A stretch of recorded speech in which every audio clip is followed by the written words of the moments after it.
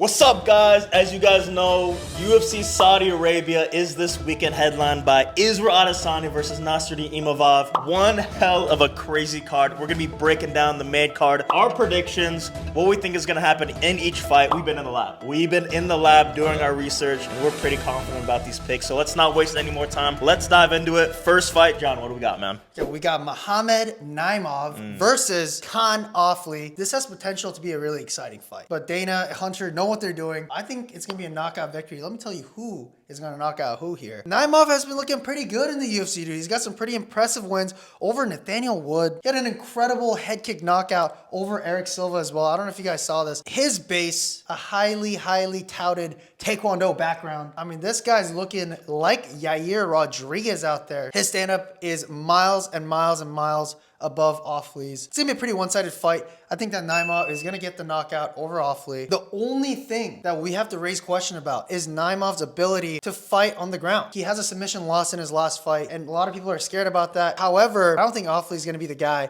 to test that out. I mean, OFLI has a submission win in TUF, and then he went into the UFC and got knocked out in the second round. He hasn't won against a UFC caliber guy. NAIMOV, on the other hand, has beaten a lot of UFC caliber guys. So experience is gonna show here, speed is gonna show here, the different level of striking is gonna show here. NAIMOV by knockout, that's what I got. All right, so OFLI is awfully bad, dude. Awfully bad. Awfully bad, and he's on the main card. He's on the freaking main card, dude. I think it's gonna be an awfully wonderful knockout. I think that's why I think Dana's trying to start this card with some puns, with some clips, dude. NURMAGOMEDOV versus Oliveira. And no, this is not what you think. This is Said NURMAGOMEDOV versus VINICIUS Oliveira. One heck of a fight in the bantamweight division. Both these guys are young up-and-comers in the division. Said NURMAGOMEDOV obviously has been on a great run. Only real loss in the UFC was against Jonathan Martinez in a close fight. VINICIUS Oliveira, I mean, this dude is a freaking beast, man. I mean, he's like a newcomer to the UFC. However, he did have that insane, disgusting knockout against Bernardo Sopaj. That was like a knockout of the year contender with the double flying knee. If we dive into the numbers here and the statistics and their fighting styles, here's a crazy stat. 1 out of 30 takedown attempts for Said NURMAGOMEDOV have landed. So he's not really a ground guy. I think this is going to be a stand-up fight. If this is a stand-up fight, I think Oliveira has a slight edge here, man. Oliveira lands nearly 6 significant strikes per minute. That's insane.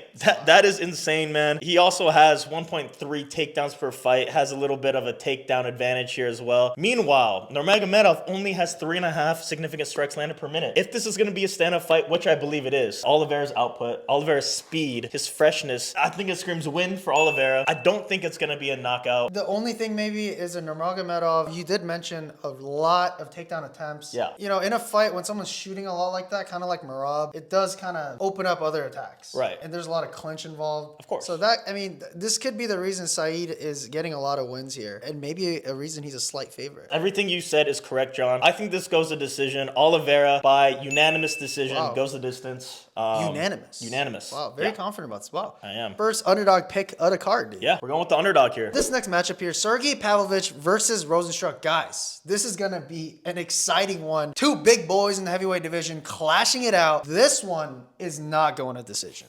Obviously. SERGEI PAVLOCICH, take away his last 2 losses against the GOAT Tom Aspinall and Alexander Volkov looking like in his prime. He has 7 knockouts back to back in the UFC. The only way PAVLOCICH wins is if he knocks that other guy out. We always been knowing this. That's why when that fight with Volkov started entering that 3rd, 4th, 5th round, we knew it was going to be just a one-sided beatdown. Listen, I don't think he could have ever knocked out Tom, but I mean, obviously, if he were to beat Tom, that would have been a knockout victory as well. ROZENSTRUIK here hasn't had as much of a dominant reign in the UFC. He's been kind of a shaky guy, as you expect with 95% of these heavyweights, right? Heavyweights go in there, try to knock guys out, but they're not as dominant as PAVLOCICH has been. So he's had some unlucky losses, some lucky wins. Anytime he's put up against a very notable, dominant guy in the heavyweight division, up against an Ngannou, up against a Cyril Gane, Curtis Blades, Volkov, Almeida,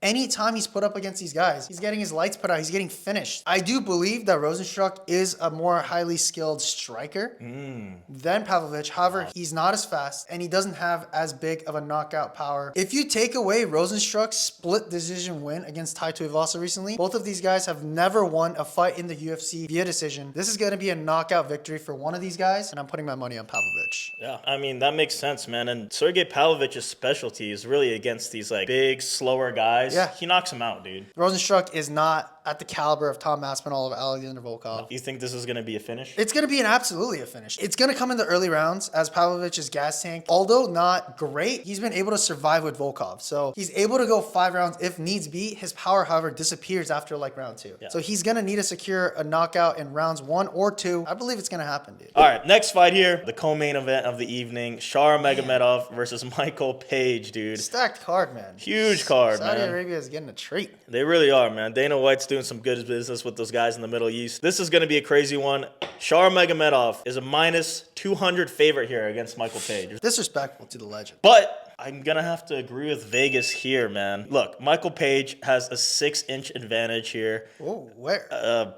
I'll let you guys decide. I'll let you guys decide. Probably accurate in multiple ways, honestly. However, let's get back to the analysis here. That was analysis. I think that's relevant. This is one of those stories where styles make fights, right? We all say it all the time, and this rings true here. SHARA Magomedov is the type of guy to go forward, put the pressure on his opponent. Michael Page is the type of guy, keep his hands down, move his head. I mean, he has elite movement. There's no doubt about that. But with someone with the pressure of SHARA Magomedov, I don't know if Michael Page can be able to head bob his way out of this one. We saw the same thing with Ian Gary. Ian Gary had a 5-inch disadvantage, also probably in multiple ways, and he got it done. And if we look at the numbers here, Michael Page only lands around 2 significant strikes per minute. So he's obviously a point fighter, but SHARA Magomedov lands almost 7 significant strikes per minute, which is insane pace, dude. I think in this instance here, in a 3-round fight, I think SHARA is going to put the pressure on. I don't think it's going to be a knockout here, but I think SHARA is going to just outpoint Michael Page here. And this is a tough one because SHARA's never faced anyone the caliber of Michael Page. However, Michael Page is 37 years old, man. Yeah, he's past his prime.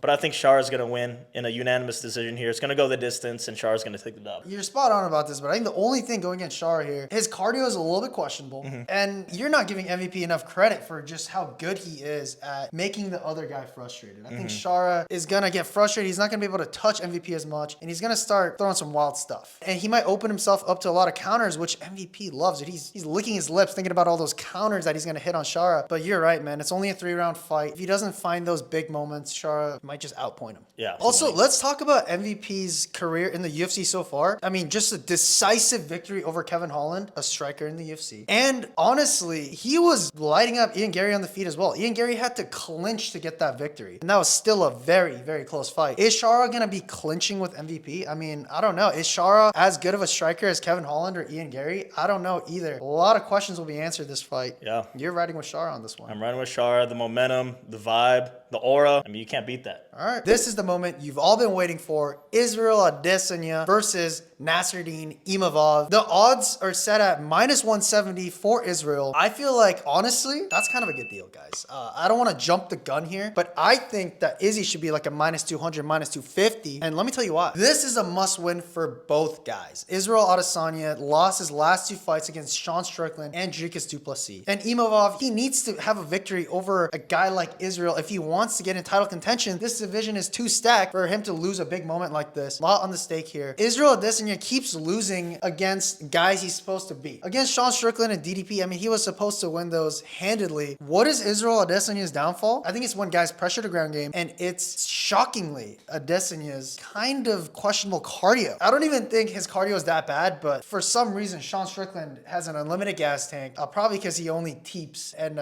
jabs. But even Dricus du Plessis, after that nose surgery, dude, he out-cardioed Adesanya as well. But is Imavov going to be able to out-cardio Adesanya? And that is a definite no. Imavov has looked very, very bad in the later rounds. He's looking tired. He likes to conserve his energy for big shots to win some big moments, but he's not going to be able to do that against such an elite striker like Israel Adesanya. Let's not forget that Israel is still the best striker in the middleweight division. Imavov was pretty much losing to Jared Cannonier. Let's put that out there. He was losing, and he got kind of a controversial finish over Cannonier. Izzy dominated Cannonier, dude. I mean, it was a boring fight, but he dominated him. And I think Imavov looks really great, but he hasn't really had great wins over elite middleweights yet. Israel Adesanya has only been fighting elite middleweights. We got to give Izzy a little more credit here. He's still in his prime, and he's gonna pull out probably a decision victory here. I think that Israel has a chance to land some sexy, clean counters and get a knockout victory as well. But I think it's gonna be a decision by Adesanya. Got me excited with knockout there, man. Honestly, I agree with everything you said there. I mean, guys, think about it. There's a reason why the UFC made this fight. Israel Adesanya is one of the UFC's biggest stars. They want him to get back onto that title picture, and they matched him up with someone like Imavov, a fight that Izzy can easily win. This is a great setup fight, I think. I mean, it reminds me of when Robert Whittaker fought Alaskarov. It reminded me of when Justin Gaethje fought Fiziev. Those fights, you know, against older veterans of the game who are matched up against these younger up-and-coming guys, right, that put a little bit of